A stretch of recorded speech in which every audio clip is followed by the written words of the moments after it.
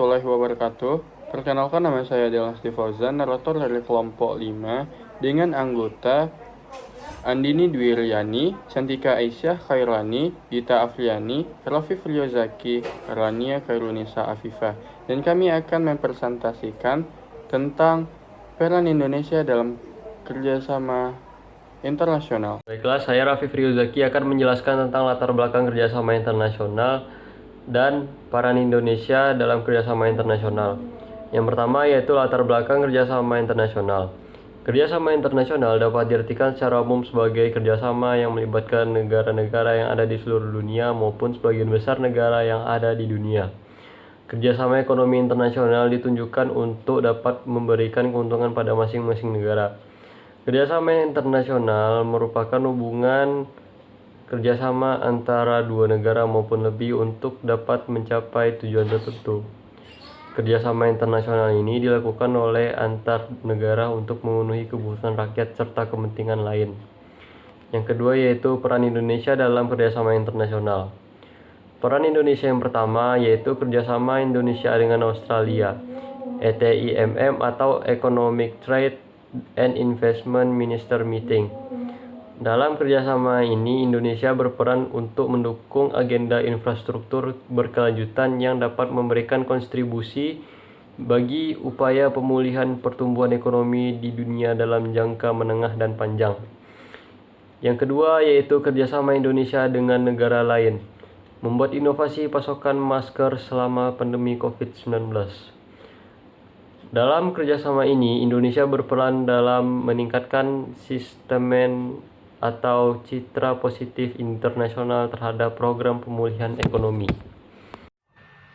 Baiklah, saya Rania Kairunisa Afifah akan menjelaskan tentang kerjasama Indonesia dengan negara lain dalam membuat inovasi pasokan masker selama pandemi COVID-19. Kerjasama Indonesia dengan negara lain dalam membuat inovasi pasokan masker selama COVID-19 ialah Indonesia memainkan peran penting dalam meningkatkan sentimen atau citra positif internasional terhadap program pemulihan ekonomi kita, sehingga dunia internasional melihat Indonesia sebagai negara yang kredibel dan potensial sebagai mitra dagang. Sekian yang dapat saya jelaskan tentang kerjasama Indonesia dengan negara lain dalam membuat inovasi pasokan masker selama pandemi COVID-19. Saya kembalikan kepada moderator. Baiklah, saya akan menyampaikan materi mengenai kerjasama Kementerian Luar Negeri yang baru-baru ini bekerja sama dengan Bank Indonesia. Bank Indonesia dan Kementerian Luar Negeri sepakat memperkuat kerjasama di bidang ekonomi di tengah perkembangan isu dan kerjasama internasional yang semakin dinamis. Kerjasama ini juga bertujuan untuk meningkatkan peran dan posisi Indonesia di dunia internasional. Dalam kerjasama ini, Indonesia memiliki peran untuk menciptakan persepsi positif perekonomian Republik Indonesia guna mendorong investasi dan Baiklah, di sini saya akan menjelaskan kerjasama Indonesia bersama negara G20. Indonesia bersama negara G20 lainnya mendukung gerakan G20 Action Plan dalam menghadapi krisis yang disebabkan COVID-19 sebagai referensi respon kebijakan memitigasi dampak COVID-19. Peran Indonesia, Bank Indonesia bersama pemerintah dan lembaga dan instansi terkait akan berupaya memperkuat koordinasi dan sinergi dalam memitigasi implikasi penyebaran COVID-19, menjaga stabilitas makroekonomi dan sistem keuangan, serta menopang pertumbuhan ekonomi Indonesia tetap baik dan berdaya tahan.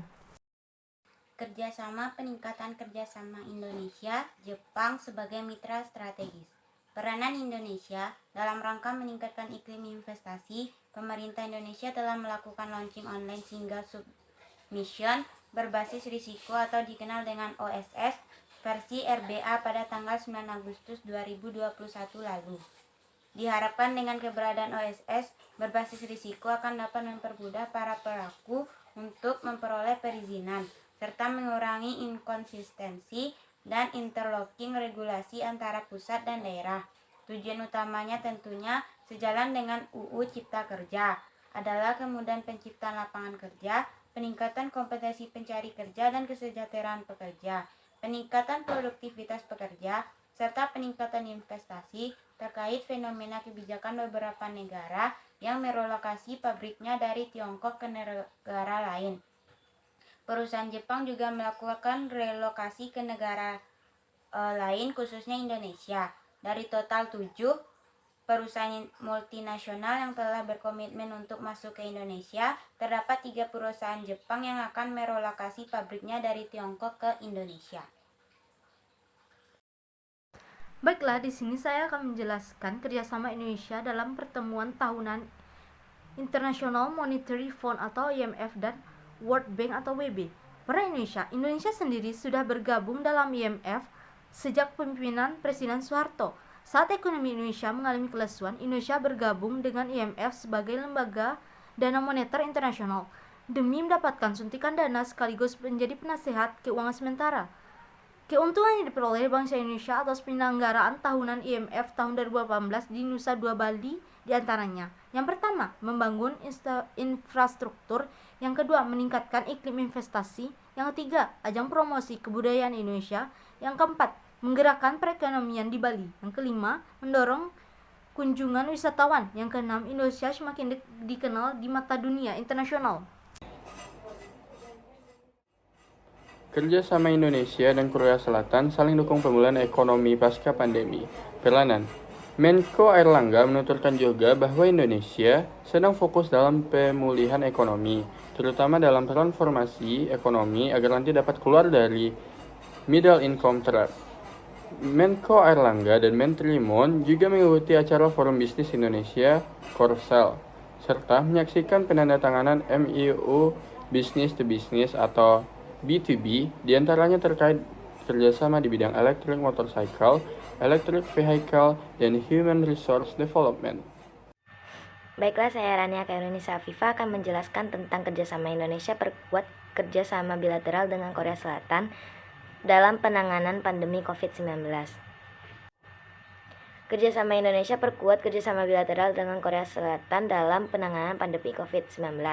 Peranan Indonesia adalah selama ini, kedua negara mempunyai hubungan bilateral yang cukup baik, khususnya dalam bidang investasi atau bisnis, perdagangan ekspor-impor, dalam pariwisata.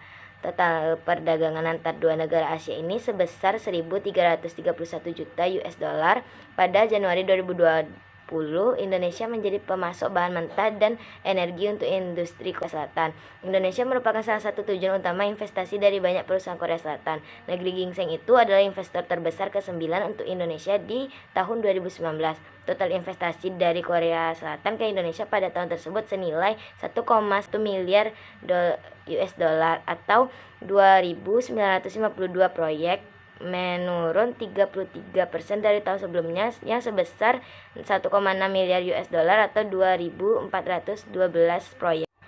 Sekian yang dapat saya jelaskan tentang kerjasama Indonesia perkuat kerjasama bilateral dengan Korea Selatan dalam penanganan pandemi COVID-19. Saya kembalikan kepada moderator.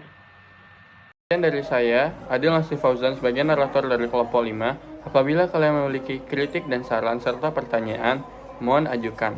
Terima kasih.